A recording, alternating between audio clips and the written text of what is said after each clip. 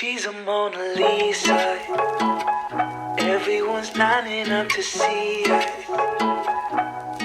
She's a Mona Lisa.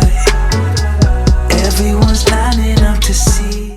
Hi guys, welcome back to my channel. If you're new here, my name is Bianca and welcome to my beauty and astrology channel where I talk about different parts of astrology about being a beauty. So if beauty or astrology interests you, then continue watching and feel free to like, comment, and subscribe, and to turn on your bell notifications so you can get notified whenever I post, and to tell a friend to do the same.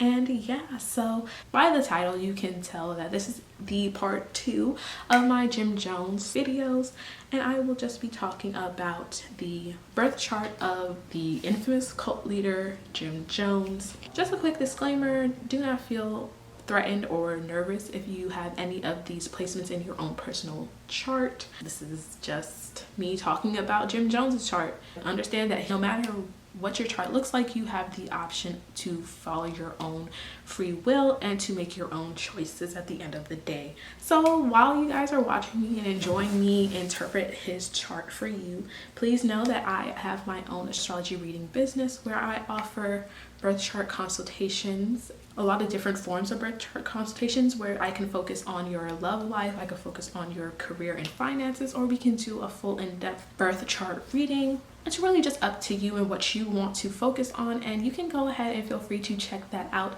down below in the description box. The link to my website will be up, and feel free to book with me. I would definitely love to hear any of your opinions of his chart, any interpretations that you have, or any maybe guesses that you had about what his chart would look like. Without further ado, let's get right into this video. So Jim Jones was born May 13th, 1931 in Crete, Indiana at 10 p.m. and usually when I see 10 p.m. it makes me very nervous, just because, you know, that doesn't seem like the most accurate birth time, but it's possible. This is the most accurate birth time that I was able to find. We are just going to get into talking about this birth chart. I will have it up here for you guys to look at and to follow along with me.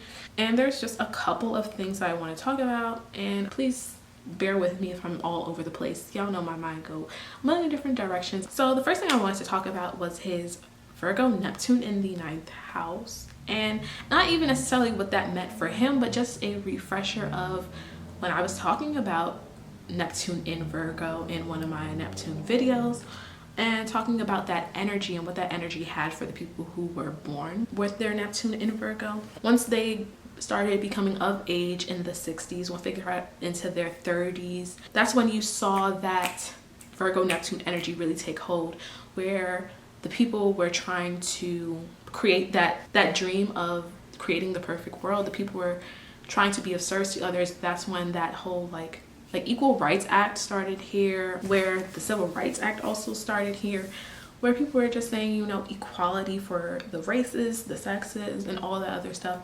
That's what the environment was really on, you know, like anti-war, anti-government a little bit. We have to talk about how we can definitely see him capitalizing off that. One of his main foundations for People's Temple was the equality aspect, was the idea of changing the world for the better, making a better world.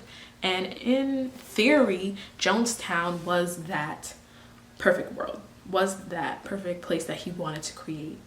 And the fact that his Virgo Neptune is in the 9th house, the 9th house does have to do with philosophies and travel, as well as faith and religion. The fact that he had to go to Guyana, leave his hometown, a lot of it was him leaving his hometown. He leaves his hometown to go to Redwood, left Redwood to go to San Francisco, left San Francisco to go to Guyana. Definitely showing that he's moving with his philosophy, and that idea of building a new society, a new equal society, is definitely going to be happening somewhere abroad, somewhere outside of where he was born, and he went to Guyana for that. He was really trying to work on creating that better world. When he was put in positions of power, he desegregated restaurants and movies and opened jobs for more Black people. He provided for the elderly, tried to make an equal society for minorities, and just really had races and people of all ages and all walks of life working together towards one goal of unity and showing the world a new way of living, essentially. And then I just kind of want to talk a little bit about his childhood. Don't worry, I'm going to go back to the Neptune placement. Definitely is very important, I believe, in his chart. But I wanted to talk a little bit about his childhood, and I'm going to be looking at his 4th house a little bit. And his 4th house is in Aries. He has an Aries IC. He has a lot in his 4th house. He has Uranus, Moon, and North Node, and Venus there. And there's a weird conjunction going on where the Moon and the North Node are conjunct each other. And that conjunction happens with Uranus, as well as Uranus conjuncts with Venus. And I feel like that kind of really talks about, especially with Uranus being there in the 4th house, just talks about his childhood, about the isolation that he probably felt in his childhood a little bit with that conjunction to the Moon, because you know the Moon can represent the mother, and his mother just being an independent person, literally being the breadwinner. That's not something that was really normal during that time. Is really, with the change in times that happened, literally shaking up the family dynamics. His mother was literally somebody who shook up family dynamics by being the breadwinner, as well as his mother was not as warm and nurturing as he probably needed. And Uranus in that 4th house, the fact that he states that he felt like he was unwelcome. Uranus has that ability of feeling like that outsider, feeling like that unloved stepchild that nobody cares about. And Uranus being in his 4th house, that can talk about how he really felt as a child, felt alone, felt ignored. And also it talks about the independence that he had because of this. Because he was ignored, he was able to just really kind of go about his days and frolic and do what it was that he wanted personally. And really just having an unconventional childhood, because also how many children are really out here running sermons at age of 10? Based on what we know, it did not seem like it was physical abuse. It's just more so they didn't care about what he did. And with it being in Aries, I just find it interesting that his 4th house is in Aries. And remember, that's ruled by Mars. Remember, I believe I talked about this with Ted Bundy too, that Mars having that sphere in the 4th house, that 4th house that talks about parents and childhood, what the parents might have been like. And Mars influence is literally like talking about being a soldier, being a fighter, being a forceful person. And literally his father was a World War I veteran, and his mother was known as being a forceful person who didn't smile very often. And then also another interesting thing that I kind of saw a little bit in his chart was the fact that he has a Pisces 3rd house, and the 3rd house rules communication as well as your immediate community. And you'll find that his immediate community, literally that's talking about any siblings, but he was an only child, so we can't really look at that, as well as his neighbors and people, his childhood friends and stuff like that. He found community with people in faith, and his neighbor literally introduced him to his faith. I found that a little interesting, as well as this Pisces 3rd house, plus the fact that he has a Taurus Mercury in his 5th house, just a way with words and communicating with people. Very pleasant speech with that Taurus Mercury and 3rd house Pisces, ability to sweet talk people, and also a very pleasant voice, very persuasive. Pisces is a very persuasive energy, very able to bend the illusions. Literally, Pisces dissolves boundaries. It's about creating illusions, creating stories, as well as destructing the illusions. And I feel like that really touches on Jim Jones's ability to manipulate people. His Pisces 3rd house, as well as he has a Mercury Neptune trine going on. And what a trine is, trines happen in the same elements, so all fire signs trine each other, all earth signs trine each other. So he has a Virgo Neptune, that's earth, and then he has a Taurus Mercury, which is also earth. And the fact that they are like 120 degrees away from each other, because he also has a Taurus sun, but that does not form a trine with his Neptune. Like, does that make sense? He has a Taurus sun and Chiron, but those do not trine his Neptune as well. Just his Taurus Mercury and his Virgo and Neptune form that trine. When Mercury and Neptune are trining each other, that just kind of talks about the ease of communicating with each other in a way of being able to understand what other people want, understand what other people need. Also having that energy where people communicate their wants to you. With his Mercury Neptune trine and that Pisces third house, he had that ability to persuade people, to manipulate people, to sweet talk them. Had a very nice, pleasant voice, and was just able to connect with others and see what lied beneath the surface a little bit. Having a welcoming energy and where people just gravitated towards him and just felt like he was a good listener as well as a good talker.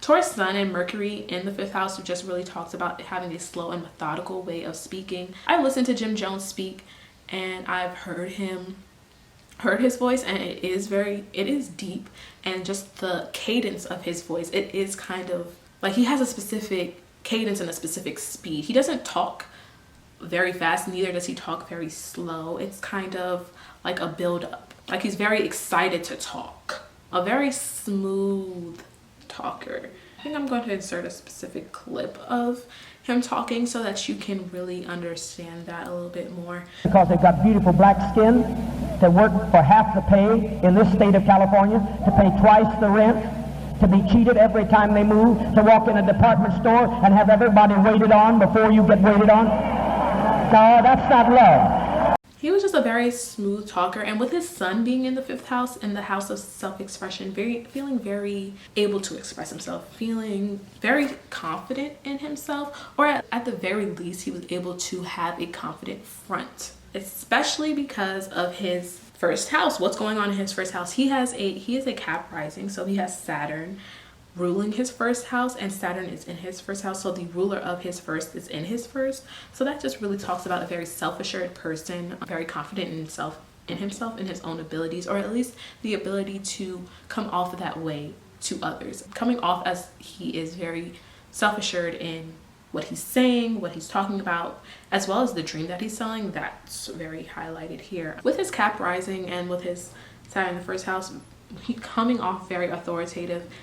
He was very chiseled. He had a nice chiseled chin, like he had a blockhead a little bit, and I can definitely see that being a Capricorn rising, Saturn dominant kind of energy. And he seemed very structured, put together, and the way that he perceived the world as a place to bring order in, wanting to build his own great world, or his own great version of the world, a better version of the world. Because remember that Virgo energy is wanting to do better, wanting to improve. Overall, he just seemed very authoritative and had a commanding presence with that Saturn in the 1st house. Can seem very dictatorish. He has his Uranus conjunct Venus, so he had a lot of freedom in love, unconditional ways of expressing love, as well as unconditional views in love. That's kind of like why he was able to hop onto that free love movement very well. Uranus aspects with Venus or even Mars and Mercury can also talk about sexual fluidity, and he did partake in sexual pleasures with both men and women. So just a little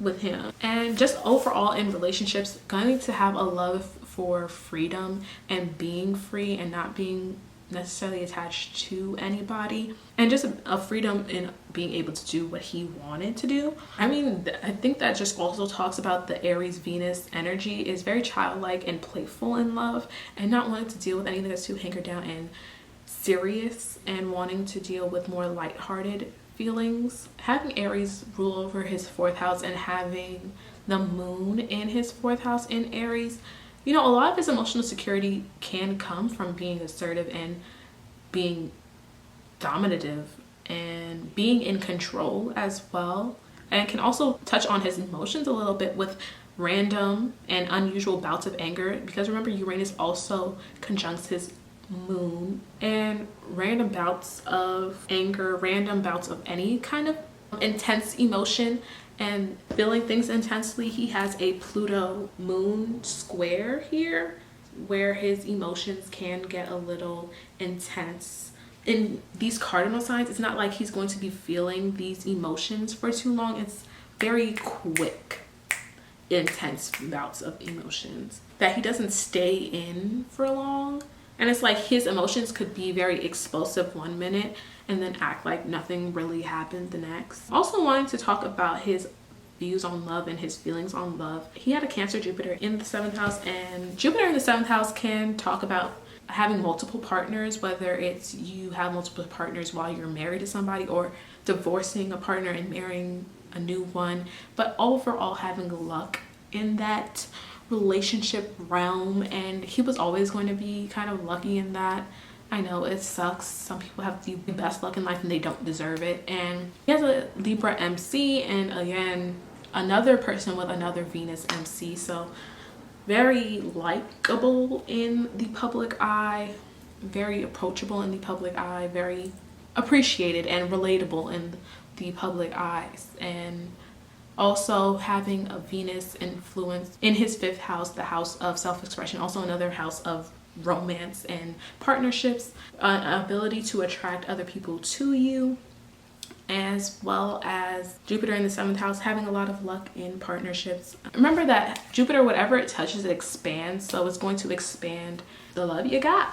And I really see that in the form of the mistresses that he had and all the adulterous relationships he had. And also the fact that he had the ruler of his 3rd house. So the 3rd house is in Pisces, and the ruler of Pisces is Jupiter, which is the ruler of the 3rd and the 7th. He can be a little bit restless in relationships because he kind of needed a partner that was going to allow him to be independent and free, as well as a partner who was interesting and was able to keep his interests up and fascinate him. And when that doesn't happen, or when he starts to get bored, mind you, it's going to be easier for him to get bored in relationships.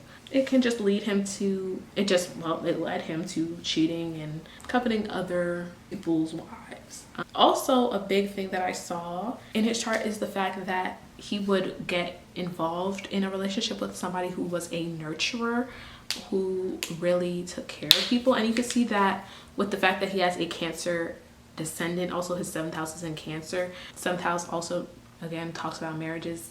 Chances are going to end up with somebody who was a caretaker in some form, or a person who's willing to be a stay-at-home mom or stay-at-home parent. And also he had the ruler of his 7th in his 4th house. Well, his 7th house is in Cancer. Cancer is ruled by the moon. The moon is in the 4th house, ruler of his 7th in the 4th. And ruler of 7th and the 4th is really having a partner conform to what you need. Plus with his Pluto in the 7th, having a strong control over partnerships. There are a lot of different things that talk about his need for control here. And the ruler of the 7th in the 4th just literally talks about having a caring and nurturing partner, a partner who's going to care and nurture his emotional needs. And the fact that his wife was literally a nurse and took care of his own children, as well as a lot of the children in Jonestown, and felt that need to be there for the kids in Jonestown, is very highlighted. And now we can go to kind of a big part of what I wanted to talk about in his chart, was the Neptune influence in his chart and the aspects Neptune is making. So he has Neptune in his 9th house, and that can also talk about manipulation of faith in a very calculated way, because Virgo is ruling his 9th house. So for our purposes, we are going to be looking at the 9th house specifically in regards to faith, and at a certain level even looking at the People's Temple itself being the 9th house, or having the People's Temple as well as Jonestown is covered in the 9th house, where he used his faith as a way to improve the world and made the People's Temple seem as a safe haven, or have the illusion of being a safe haven, as a way that the United States or the government should be running and taking care of their citizens. That's kind of how he advertised People's Temple a little bit. With Virgo being on the 9th house cusp, that makes Mercury the ruler of the 9th house, and Mercury is in the 5th house, and the ruler of the 9th is in the 5th house. And that really just talks about finding a philosophy, finding a path that reassures him in a way that makes him feel important. And I really do feel like he saw that in the preachers and the ministers that he saw as a kid. He latched onto the idea of hey, this is a job where no matter what I do, people have to listen to me. The congregation are coming in literally with the sole purpose of listening to me. And he just saw how the preachers and the priests and the ministers kind of held the lives of their congregation in their hands, and he wanted that type of power. He yearned for that type of power, and he kind of got it. But ruler of ninth and the fifth, you know, choosing a path that led to importance and just reassured himself of like, hey, this life that I'm living is important. I'm an important person to these people.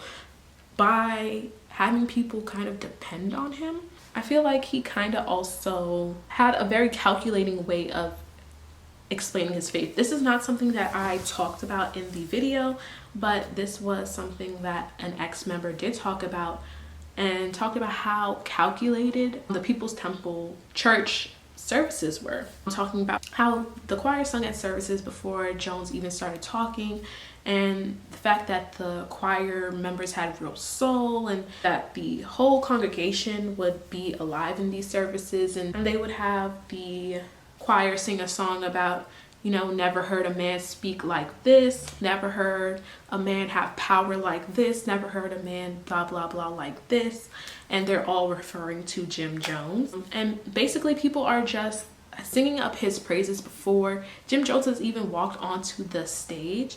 So by the point that Jim Jones walks out and walks onto the pulpit, people are already believing him. People are already ready to hear what he has to say. Imagine new members coming in and seeing hundreds of people literally saying, you've never seen a man like this before, hyping this man up before he even walks out here.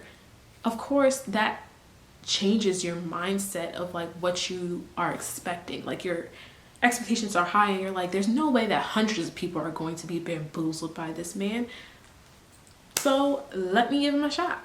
I feel like that was very calculated. Virgo energy on the ninth house is a very calculating energy, and wanting to distort the perception of his philosophy. And in this sense, we are talking about his teachings at People's Temple Church as well as Jonestown. And again, with the ruler of ninth and the fifth, and the fact that the ruler of the ninth is Mercury, just his philosophy is just what he wants to talk about. Just the main thing that he would talk about, his philosophy. And the fact that his Mercury is in Taurus, very opinionated, very stuck in his own views. I don't believe I mentioned this, but he has a lot of fixed energy, a lot of earth energy, just being very stuck in his own ways. He has a lack of mutability in his chart. Just he's not able to switch it up, and just really constantly wanting to talk about his philosophy, like, and that's what his joy comes from, his ideas and what he believes, wanting to talk about what he believes, and he gets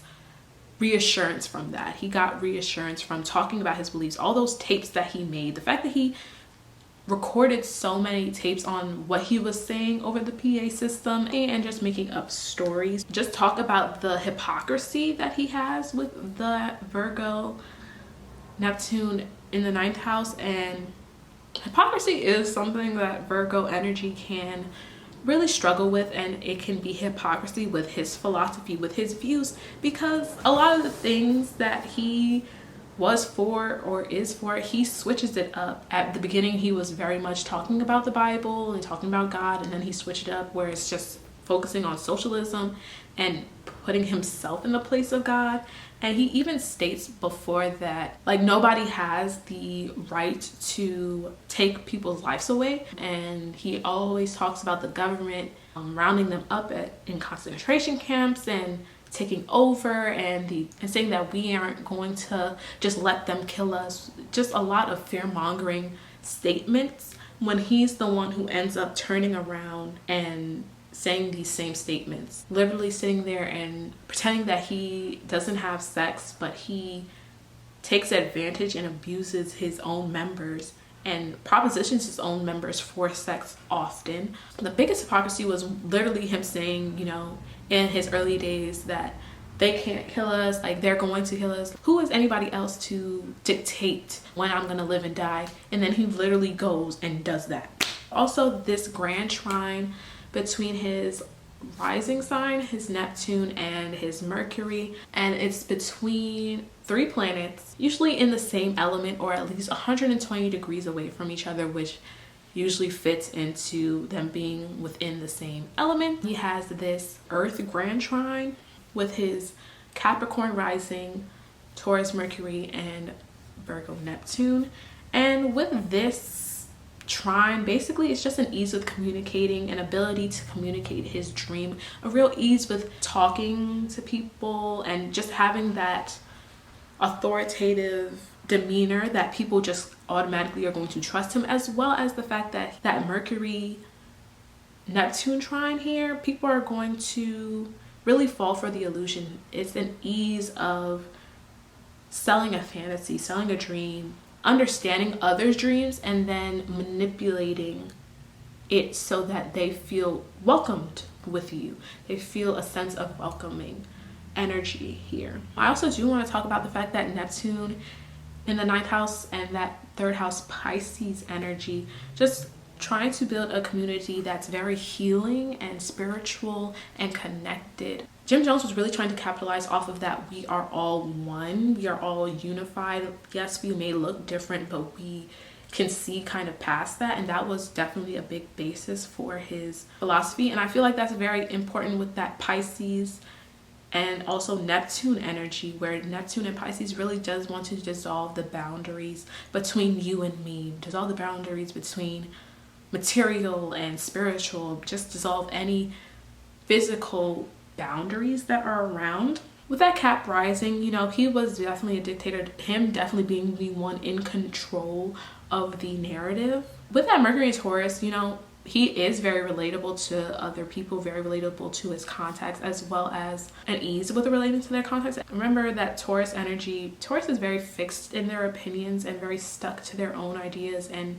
isn't open to changing their ideas from anybody, and any attack on their own ideas is really an attack on them. And anyone who is not for their ideas is really seen as being against them. And you can see that with Jim Jones in a very scary sense, where any defectors that left him, like if you weren't for him, you were against him. And also Saturn has a lot to do with the material world and stuff. It really talks about why he was always able to build something substantial. Because like, yes, Jonestown was like the dreamland, the promised land. In Redwood Valley, he also was able to build a commune, have those 4 senior citizen homes. I do also want to talk about that Neptune Taurus Mercury trine, and also the fact that he does like the theatrics of the revival tents, and that's really what he enjoyed. Neptune does have ties to drama and entertainment, media, stuff like that. I also want to talk about what's going on in his 7th house with his Jupiter and his Pluto. He has a Cancer, Jupiter, and Pluto conjunction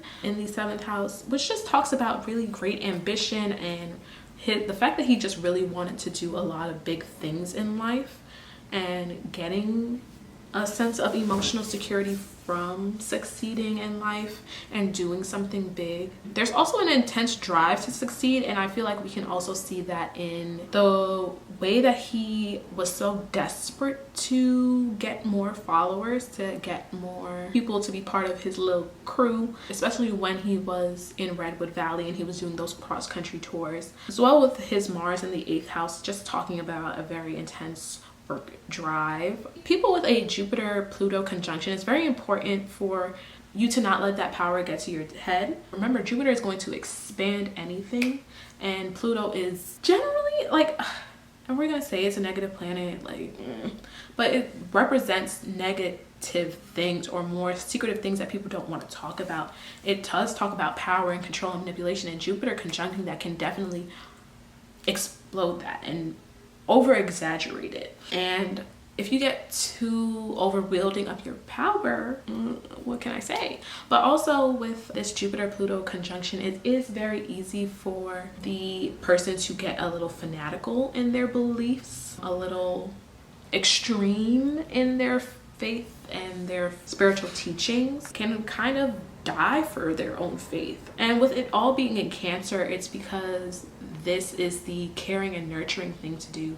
And I feel like that really does tie with Jim Jones, because everything that he does it in the light of, I'm the one that cares for you. The government doesn't care. I'm the one who's going to provide you with this better place. I'm the one who's going to provide you with this space for us to grow together and unify each other together.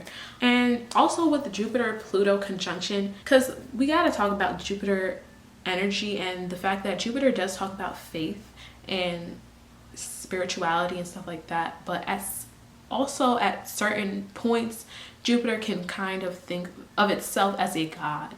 And I feel like you can definitely see that with that Jupiter-Pluto conjunction here, that Jones did kind of think he was the end all be all, that he couldn't be taught, that he just knew everything there was to know, and that he is a god and he can't be taught by another, or even by the Bible, that he can't be taught by a mere mortal. And this tight conjunction also opposes his Saturn in the first house. Saturn opposing Pluto and opposing Jupiter literally talks about his fear of losing people and fear of losing control of others. It also does talk about a more poor childhood, as well as this Saturn-Pluto opposition really does talk about adding structure to the more taboo subjects in life. And taboo subjects in life can mean subjects surrounding sex and the occult, but it can also talk about racism. We don't talk about that enough, about the hand that Pluto has in racism, because that is something that is more taboo. That is something that people want to bury. Things that society wants to bury and ignore are usually Pluto ruled. That Saturn-Pluto opposition definitely talking about bringing structure to racism, even destructing racism a little bit, and just being a social warrior, literally a religious extremist in early childhood is a possibility with these placements. And look at who was a early religious extremist. The Saturn-Pluto opposition talks about a lack of support in his childhood, where he didn't feel like he was taken care of. And you can see that in the fact that he was poor, so he didn't feel like even his physical needs were taken care of, as well as the fact that his parents did ignore him. That kind of made him feel like he would never be taken care of. And that Saturn-Pluto opposition does talk about an event happening in childhood that kind of illuminated his knowledge of like, hey, authority people are not going to take care of you. People in authoritative positions are not going to look out for you. And this is kind of what can also lead to this distrust in authority, distrust in the government, as well as paranoia in the government wanting to take you down. And we can see that very clearly with Jim Jones. And what happened in his early childhood is probably as simple as the fact that his parents did not care for him. His parents really just weren't there in the way that he needed them to be. And that kind of just showed like, hey, I'm just always going to be on my own. Like, it's really just me against the world in this piece. Also wanted to talk about the ruler of his 10th being in his 4th house. You know, the 10th house is, you know, what you're known for, and the 4th house has a lot to do with your inner security and even your childhood home, stuff like that. And with his ruler of his 10th in the 4th, literally what's he known for? He's literally known for housing people, literally has a commune for his members and especially the elderly. Literally Jonestown, ruler of 10th for the 4th, known for building a home for people. As well as the 10th house has a lot to do with social status, and with the ruler of the 10th in the 4th, his social status is kind of based off of what happens with his home. So you can see that when he hurts his members, they leave. When he hurts his members, they go, they defect, and they, you know, tell the truth about what's going on in people's temple, which affected his social status and even caused him to flee the United States. Basically, a lot of his self-image was determined by his domestic situation. I found the fact that he has his 6th house in Gemini so funny, because it talks about like work and stuff and being of service to others, and he also has his ruler of 6 in the 5th, and the 6th house has a lot to do with service, working for others. With the 6th in the 5th house, and with it being in Gemini, literally letting others do the work for you so that you can just live the life that you want to live, literally telling people what to do. Gemini is ruled by Mercury. What did you expect? Literally being the mouthpiece of the work.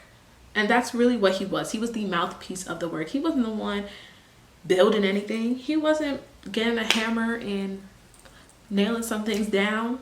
They talked about he was the only person who got fat in Jonestown. He didn't do none of that. I just found that so interesting to see, as well as his 11th house. I feel like his 11th house talks more about, even his 3rd house to a degree also talks about his followers, but his 11th and his 3rd house really talks more about his followers to me personally. And his 11th house is in Scorpio, as well as having his ruler of his 11th house. Remember, Scorpio is ruled by Mars. Mars is in his 8th house, so ruler of the 11th in his 8th. And it's kind of like with the ruler of 11th and the 8th, a big possibility of gaining power over his friends and having an ability to kind of manipulate his friends. And remember, Scorpio has a lot of loyal energy here.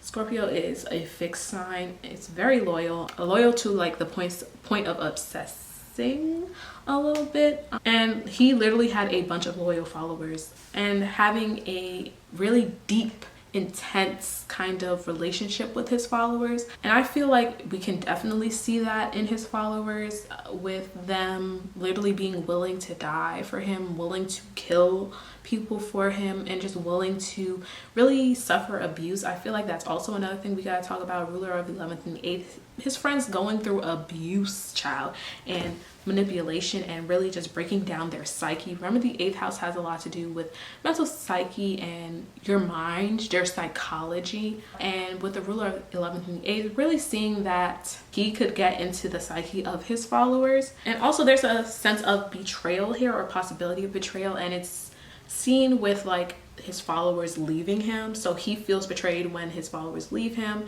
which is also a possibility, because with the ruler of 11th and the 8th, it's like he's doing things and he's not referring to other people. Mind you, there's no other reference point. It's just him and what he wants to do.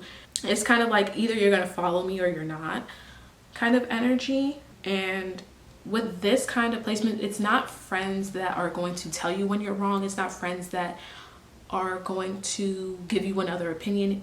A ruler of 11th and the 8th, it's really wanting friends who aren't going to say anything and are just going to kind of go with the flow and go with what you're saying. And I mean, he kind of did that, because in his mind, his followers weren't meant to be friends. His followers weren't meant to question him. It was more so to support him and a way to cover up a little bit of his own insecurities. With the ruler of 11th and the 8th, literally talking about a crowd of followers and very few true friends. And it can be debated whether Jim Jones had any real friends, anybody who was really willing to tell him about himself. Another thing that I found very interesting, especially with talking about his father and his father being injured from war, literally his Chiron, literally, remember we're talking about that wound, his wound. Chiron is in Taurus, which does rule the throat. Literally his father's throat was burned by mustard gas in the war.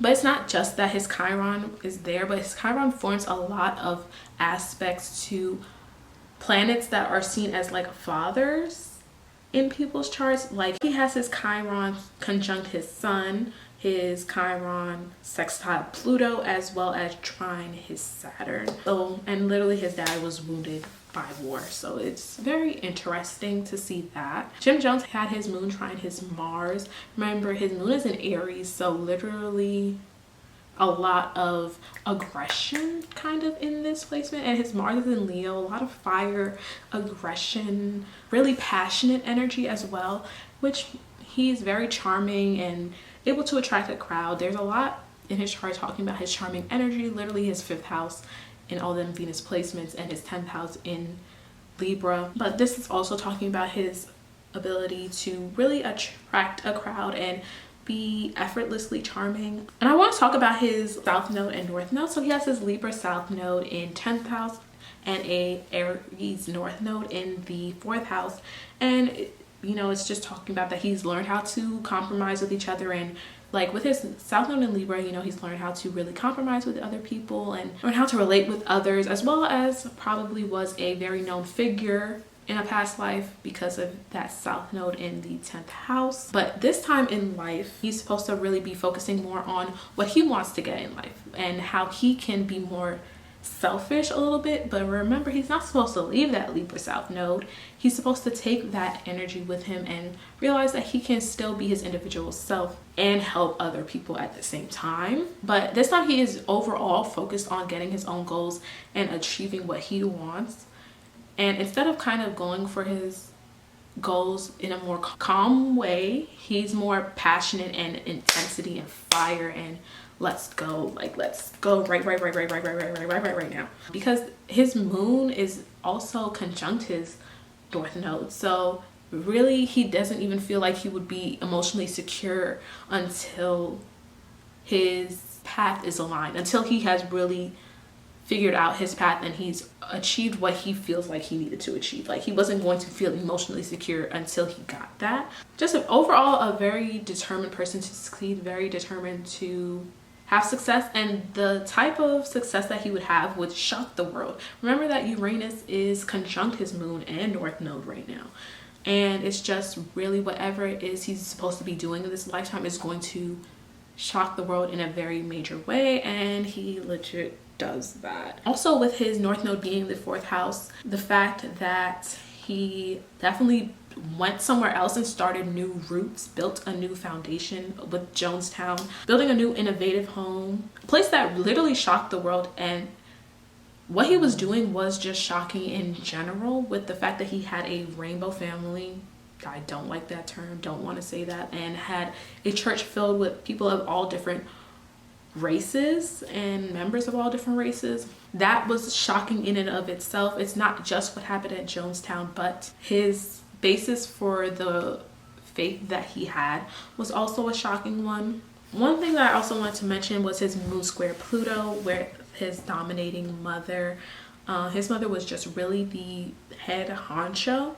He has a moon square Pluto and Jupiter, as well as Venus square Pluto and Jupiter square Uranus. Basically his moon square Jupiter really just talking about his outgoing nature and his abilities to be very popular and have a very high profile. The ability for him to go too extreme and not know when to pull back. And I feel like this is very highlighted, especially with his emotions. When his emotions are too high, they can lead to action. Like he really acts based off of his feelings. He has his Venus square Pluto and really just talks about his intense relationships with women and how he likes to manipulate women. And those are literally his main supporters and the top people in his corner. And just overall being very controlling and obsessive over his partner, but still wanting his own personal freedoms. And I feel like you can also see that in his way of love and wanting control over people's love life. Literally divorcing husbands and wives and remarrying them with other people, literally saying that everybody else is homosexual and that he's the only one who isn't, and that everybody else having sex is bad but him having sex is good for the cause. All very controlling. And I feel like you also see that with his Mars being in the 8th house, definitely trying to control the sex and sexual nature of others, especially his followers. He has a Jupiter square Uranus, and that can also talk about his impatience and frustration with slow progress. You see all those Aries, all that. I feel like also that's really highlighted with his north node being in Aries, just wanting to get to his end goal and his end plans as quickly as possible. And it's kind of just like why he worked his followers so hard as well. And with his Jupiter square Uranus, really just shaking up the society's view on faith, and the power that faith has on people as well is going to be key here.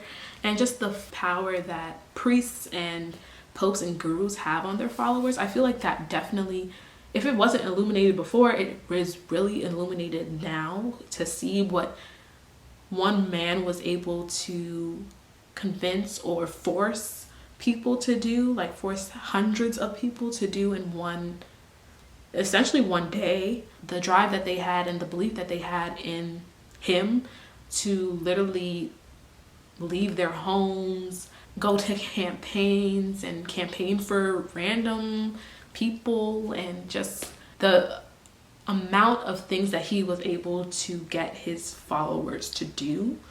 And his north node also squares both Pluto and Jupiter. When planets are forming aspects towards your nodes, it can represent that you did not learn these lessons in a past life, and you are going to have to relearn this now. And kind of his lessons in power, would I say that he learned his lessons in regarding power? No. A north node square Pluto, power should not be used for selfish means. It should only be used to help others. With a north node square Pluto, having a very deep understanding of the underlying motivations of others, especially with that north node conjunct the moon, really understanding the emotions of others and the underlying emotions that other people have, which helped him determine how to manipulate people onto his side, as well as a really intense fascination with death in the form mostly of suicide. And north node squaring his Pluto also talks about distrusting authority and just being dealt really shitty circumstances in life at a young age that just made him have to fend for himself. So it just made him be self-reliant, like with that Saturn in the first house and that cap Saturn. Literally just being very self-reliant, feeling like he couldn't depend on anybody else. And if it's like, if I'm the only one who's going to fight for myself, who are you to tell me anything about anything? And overall, with the north node square Pluto, just a desire to transform society and really going to bring the taboo topics of society and bring it to the forefront. Like, that's his goal. Talk about that in this current life. And with it squaring both his Pluto and Jupiter, he's definitely supposed to be talking about his philosophies, definitely making people more aware of his philosophies and his philosophies that have to do with the taboo, specifically what we're talking about, racism. With the north node square Jupiter, just having a lot of strong views, a lot of strong beliefs and wanting to share them, as well as being too dependent on the spirituality and being too dependent on religion. And literally he was dependent on religion because that was the only place that he felt at home. That was the only place he felt truly welcomed and nurtured. And with a north node square Jupiter, it's just being very careful that your ambitions don't get too big to the point that you lose sight of the reason why you're doing it. So guys, with that being said, that's kind of all that I had to say about Jim Jones and his birth chart. And I hope that you guys enjoyed this video. I hope you guys learned something new. I hope you guys found something that I said interesting and had maybe like a little personal aha moment. And I am very open and very welcome to any of your personal interpretations on his chart. Maybe you guys saw something I didn't, or maybe you guys wanted to expand on something that I already said. I am open to it all, and I am really encouraging of any form of dialogue that you would like to have on his birth chart. And I'm really interested in seeing what you guys have noticed. If you got to the end of this video, then that means you enjoyed it. You enjoyed me, you enjoyed my presence, you enjoyed my earrings, my little dangly heart earrings, you enjoyed my lashes, you enjoyed something about it, child. But it's not over. Why stop watching me? You can just go ahead and watch my old videos. If you did not watch the part 1 to this video, you can go ahead and check that out. Don't forget to like, comment, and subscribe, and to turn on your bell notifications so you can get notified whenever I post, and to tell a friend to do the same. And I will see you guys in the next one. Bye.